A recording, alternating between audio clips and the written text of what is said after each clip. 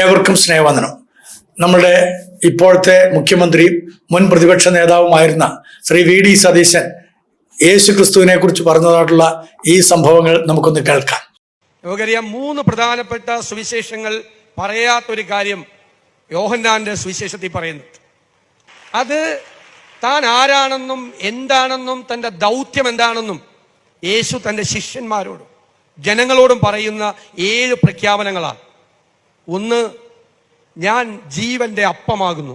2, ഞാൻ ലോകത്തിൻ്റെ പ്രകാശമാകുന്നു. 3, ഞാൻ വാതിലാകുന്നു. 4, ഞാൻ നല്ല ഇടയനാകുന്നു.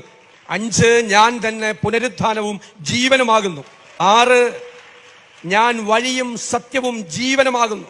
7, ഞാൻ സാക്ഷാൽ മുന്തിരിവള്ളിയും എൻ്റെ പിതാവ് അതിൻ്റെ തോട്ടക്കാരനുമാകുന്നു.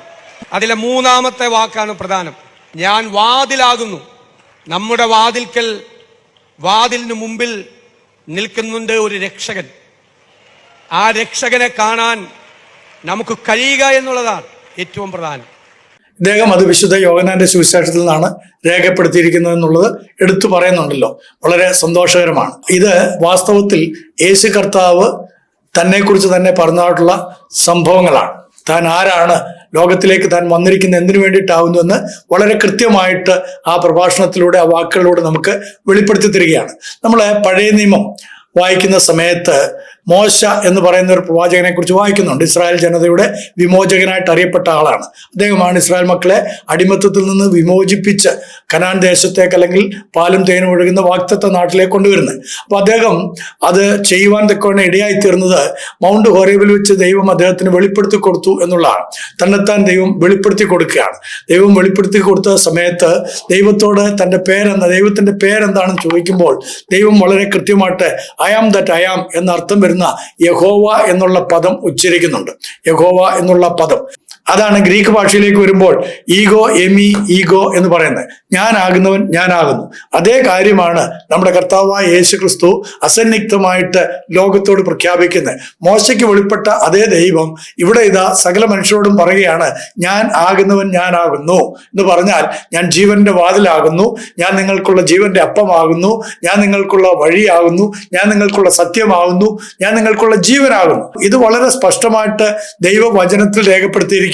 അപ്പോൾ ഈ കാര്യങ്ങളൊക്കെ ശ്രീ വി.ഡി. സതീശനും അതേപോലെ തന്നെ നമ്മുടെ അയൽ സംസ്ഥാനത്തിലെ സ്പീക്കറും അവിടുത്തെ മുഖ്യമന്ത്രിയും ഒക്കെ പറയാൻ തുടങ്ങിയപ്പോഴേക്ക് ലോകത്തിന്റെ വിവിധ ഭാഗങ്ങളിൽ നിന്ന് അവരെ വിമർശിച്ചുകൊണ്ടും വിശുദ്ധ ബൈബിളിനെ വിമർശിച്ചുകൊണ്ടും ഒരുപാട് ആളുകൾ രംഗപ്രവേശനം ചെയ്തിട്ടുണ്ട്.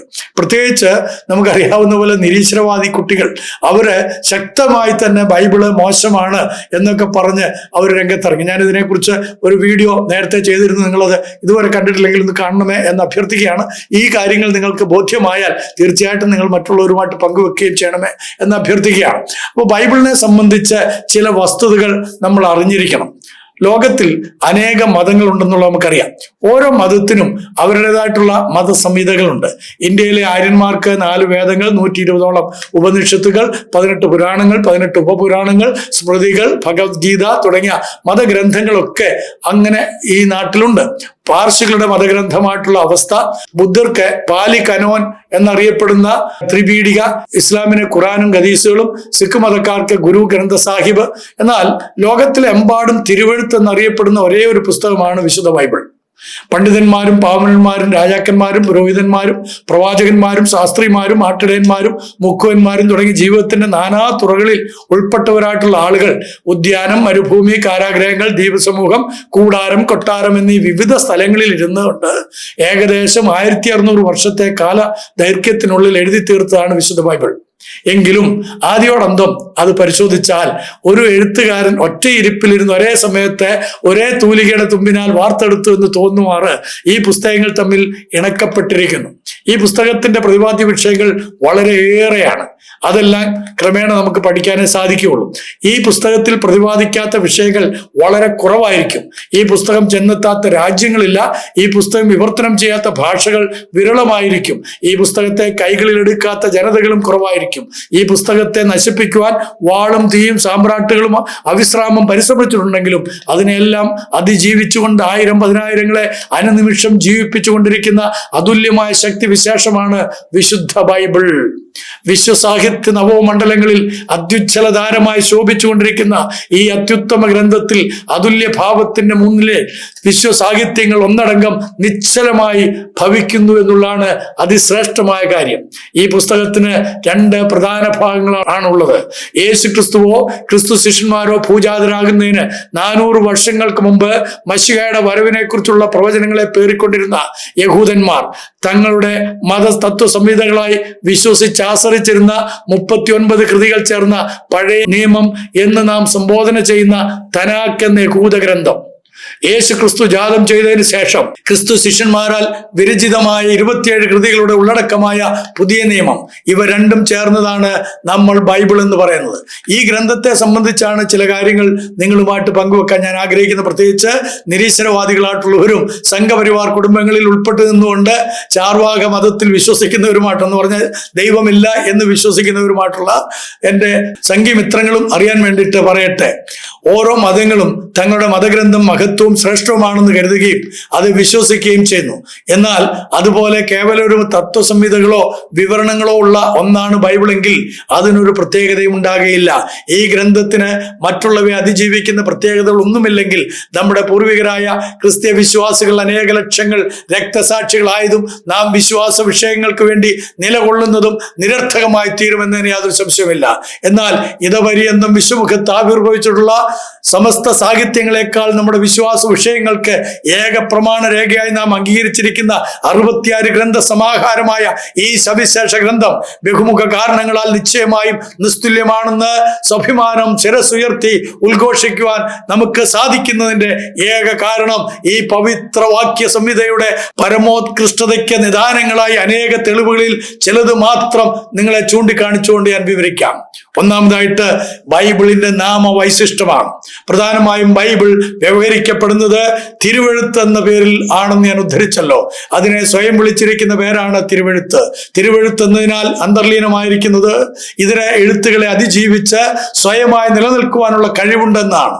ഈശ്വരൻ മനുഷ്യവർഗത്തിന് വേണ്ടി മനുഷ്യരാൽ എഴുതി നൽകിയ അനുഗ്രഹീതമായ രേഖകളുടെ ക്രോഡീകരണമാണ് ബൈബിൾ. അതുകൊണ്ട് ബൈബിൾ തിരുവെഴുത്തെന്ന് വിവരിക്കപ്പെടുന്നു. എന്നാൽ പൊതുലോകത്തിൽ ഈ തിരുവെഴുത്തിനെ അറിയപ്പെടുന്നത് ബൈബിൾ എന്നാണ്. എന്തുകൊണ്ടാണ് ബൈബിളിനെ ആ നിലയിൽ വിവരിക്കുന്നതെന്ന് ചോദിച്ചാൽ അത് എഴുതുവാൻ ഉപയോഗിച്ച പദാർത്ഥത്തിൽ നിന്നുണ്ടായതാണ് ആ പേർ അഥവാ ആ നാമം. ബിബ്ലിയോസ് എന്ന ഗ്രീക്ക് പദത്തിൽ നിന്ന് ഇംഗ്ലീഷ് ഭാഷയിലേക്ക് വിവർത്തനം ചെയ്ത വാക്കാണ് ബൈബിൾ എന്നത്. ദ ബുക്ക് എന്നാണ് ബിബ്ലിയോൺ എന്ന വാക്കിന്റെ ഇംഗ്ലീഷ് അർത്ഥം. അതൊരു ഗ്രീക്ക് പദമാണ് ബിബ്ലിയോൺ. അതിന്റെ ഇംഗ്ലീഷ് അർത്ഥം ദ ബുക്ക് എന്നാണ്.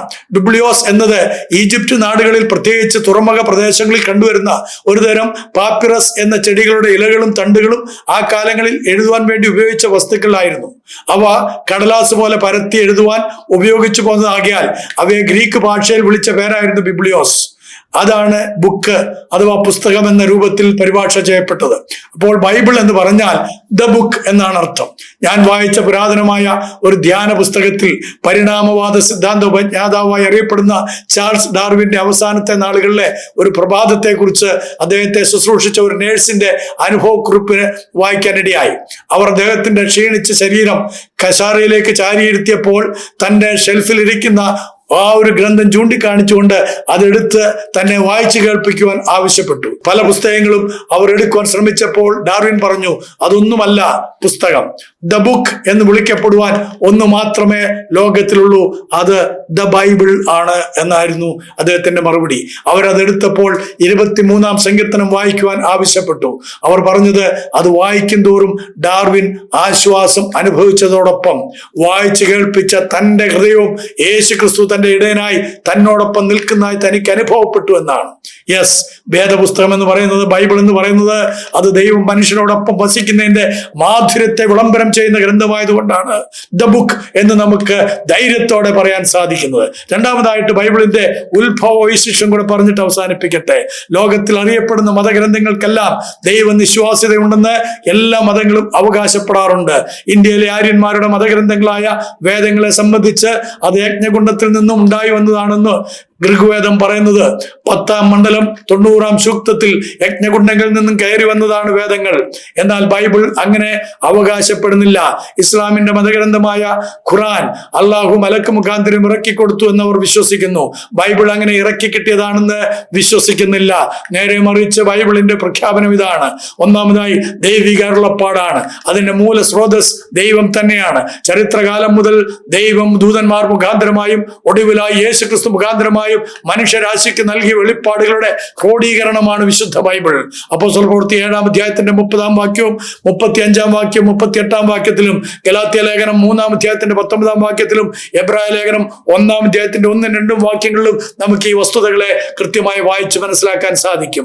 ബൈബിൾ യജ്ഞകുണ്ഡത്തിൽ നിന്ന് കയറി വന്നുവെന്നോ സ്വർഗത്തിൽ നിന്നും ഇറക്കി കിട്ടിയെന്നോ അല്ല നാം അവകാശപ്പെടുന്നത്. പ്രത്യുത ദൈവകൽപ്പനയാൽ മനുഷ്യർ പരിശുദ്ധാത്മ നിയോഗം പ്രാപിച്ച് സംസാരിച്ചതാണ്. അതാണ് ബൈബിളിന്റെ പ്രഖ്യാപനം.